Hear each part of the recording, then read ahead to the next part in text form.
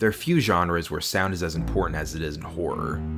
Directors of horror movies and designers of horror games have to use visuals, sound, and, in games, mechanics to make the viewer or player feel helpless, creeped out, and scared.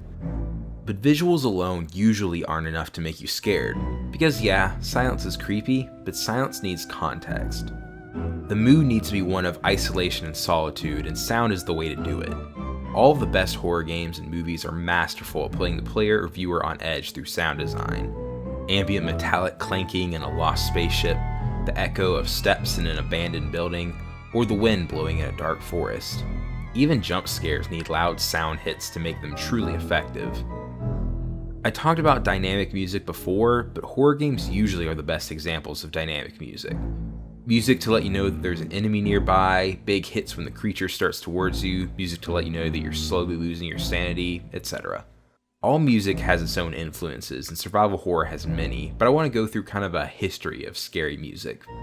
First, we need to understand dissonance. Dissonance simply means lack of harmony among musical notes.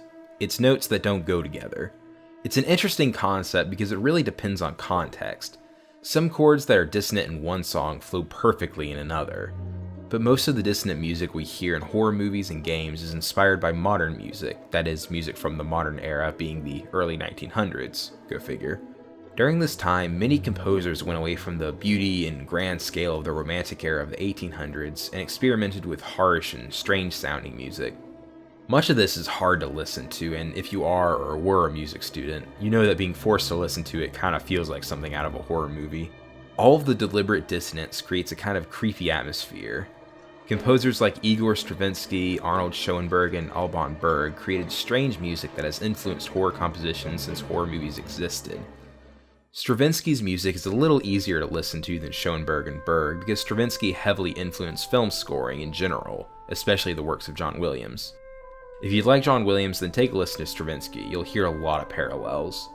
Schoenberg developed the 12-tone technique, meaning that all 12 chromatic notes are played as often as any other, as opposed to the 7 of a standard scale.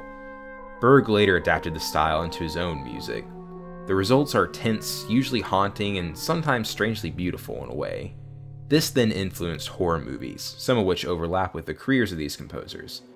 There were all of the universal monster movies like Dracula, Frankenstein, The Mummy, The Wolfman, etc., that have that classic Hollywood sound that all suspenseful movies at the time had.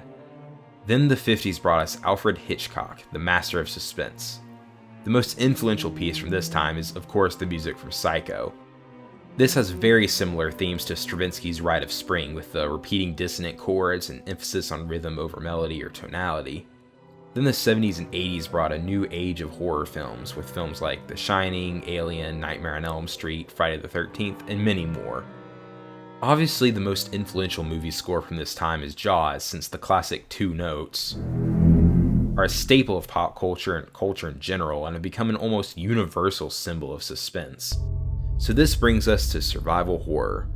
I'm far from an expert on this subject, but I've played a few scary games, or at least creepy games, to get a feel for the genre. The context is important, so just listening to the music usually isn't enough. Survival horror games emulated the music of horror films, and the influence can definitely be heard, an obvious one being Dead Space and Alien or Aliens. Both are about ships, space mining, and horrible creatures. The sound design in Dead Space is amazing, since you never really know if the footsteps behind you are a monster or your character's steps just echoing in the empty vessel. Some games feature music that's less obviously influenced by one thing in particular, like Silent Hill. The Silent Hill series composer is Akira Yamaoka, and it features music that, while sometimes not scary, builds the atmosphere that the various games are trying to build. However, the first time that you walk through the fog and hear that static start and a creature flies at you shows that Yamaoka knows how to put you on edge. Eternal Darkness for the GameCube is rarely outright scary, with a few notable exceptions, but it does a brilliant job of reflecting the sanity of your character and the isolation of the situation. Too bad the final boss music is the least subtle thing in the game. Then there's Amnesia.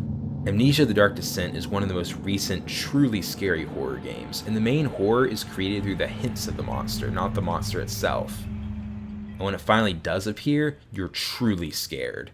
Not just a cheap pop out of nowhere scare, but the ominous atmosphere that builds to a crescendo, figuratively and literally. There's also music in non-horror games that's really creepy. The dungeon music in most of the 3D Zelda games tends to be pretty ominous, with some more creepy than others. There's a lot of creepy music in Majora's Mask, but one of the creepiest tracks is the music in Clock Town on the third day. It's the normal Clock Town music played super fast with a creepy, ominous bass line playing in a minor key clashing with the major key melody. Pokemon also has a few of these, with the most infamous being the Lavender Town music from Red and Blue.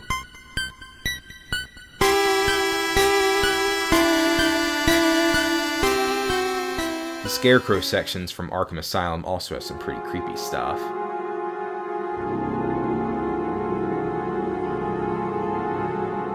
But most of these make sense since the location the music plays at is ominous or has some sense of dread, and in the games they usually make sense to have darkness in them. However, one of the creepiest tracks I've ever heard in a game is the freaking River Twygz bed from Super Paper Mario. I mean, really? The music in Silent Hill is less creepy than this, and it's in a Paper Mario game. Music is essential when it comes to making stuff scary and building an ominous atmosphere.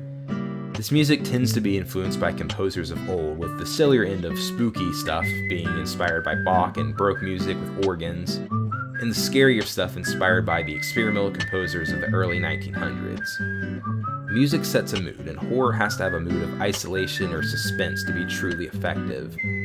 Remember this the next time that you play or watch something horror-related. Also, unlike a lot of YouTubers, there's not going to be a jump scare at the end of this video, so don't worry about that. Happy Halloween, and listen well.